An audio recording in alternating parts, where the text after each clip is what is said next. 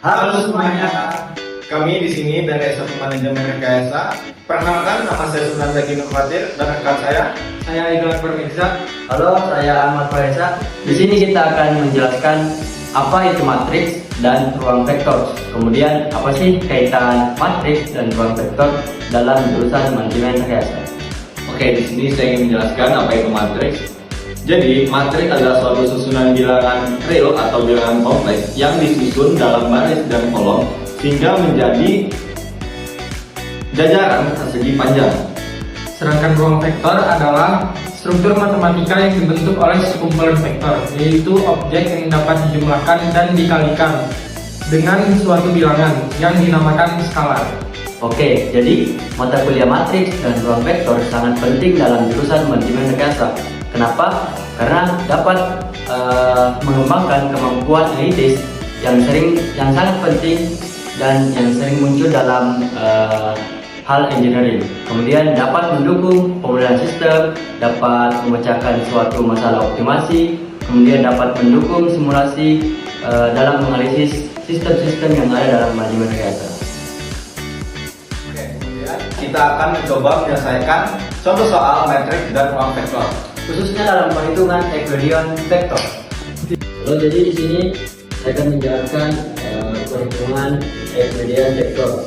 Di sini ada contoh soal yang ditentukan vektor x, yang dimana bagian A menyatakan vektor x dalam vektor A, vektor B, sama vektor C. Kemudian di sini ada grafik yang menunjukkan bahwa vektor A searah dengan vektor B, kemudian vektor B searah dengan vektor C, kemudian vektor C berlawanan arah dengan vektor x. Maka secara sistematis vektor x dapat menyatakan bahwa vektor A sama dengan vektor orange, yang dimana dari 0,0 ke 2,3 menjadi vektor A sama dengan 2,3. Kemudian ada vektor B yang dimana vektor biru yaitu dari 2,3 ke 6,4, kemudian menjadi vektor D yang dimana hasilnya 4,1. Kemudian di sini ada vektor C yang dimana vektor hijau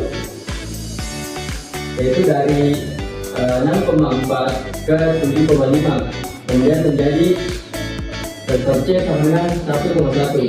Kemudian di sini ada vektor X sama dengan vektor merah yang dimana dari 0,0 ke 7,5, kemudian menjadi X sama dengan 7,5.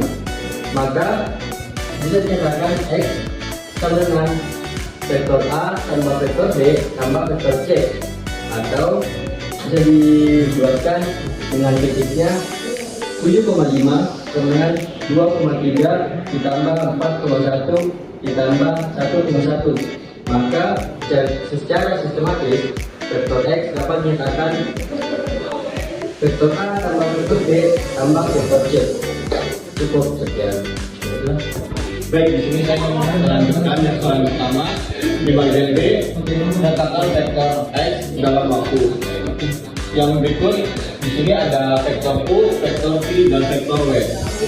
Vektor U di sini ada di 2,3 dan vektor V yaitu ada di 2,1 dan vektor W di 3,1. Lalu dijumlahkan dari vektor U dan vektor V ditambah vektor W sama dengan komponen X di 2 tambah 2 tambah 3 dan di komponen Y ada di 3 tambah 1 tambah 1 sama dengan 5. Maka hasilnya yaitu di vektor X sama dengan 7,5. Lalu maka hasil selanjutnya yaitu di X, vektor X sama dengan vektor U ditambah vektor V ditambah vektor W.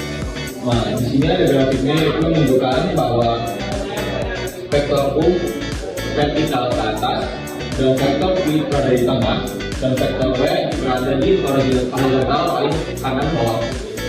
Nah, di vektor X ini yaitu tanda bahwa penjumlahan dari tiga faktor tersebut.